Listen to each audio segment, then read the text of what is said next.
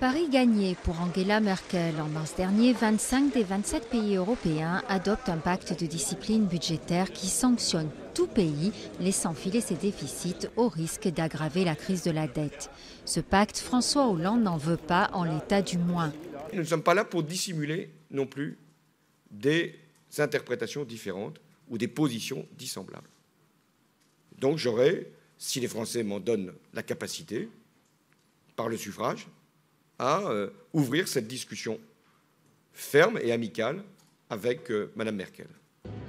Une discussion qui s'est annoncée plus ferme qu'amicale si la crise n'était pas venue rebattre les cartes. Récession au Portugal, où elle fait même la une du carnaval, en Italie, en Grèce, en Irlande, en Espagne, un peu partout en Europe, les indicateurs sont au rouge. Et François Hollande s'est finalement retrouvé en plus large compagnie pour défendre l'adoption d'un volet de relance de la croissance qui serait ajouté au pacte budgétaire. Dans les faits, toutes les réformes structurelles et budgétaires que nous mettons en place ont un effet négatif sur la croissance. Donc ce qu'il nous faut, c'est recréer de la demande. Mais comment? La Commission européenne a déjà un plan en poche repris largement par le socialiste français. Au cœur de ce projet, des grands travaux financés par la Banque européenne d'investissement, de grands emprunts et une meilleure utilisation des fonds structurels de l'UE. Sur tous ces points, Berlin est ouvert à la discussion.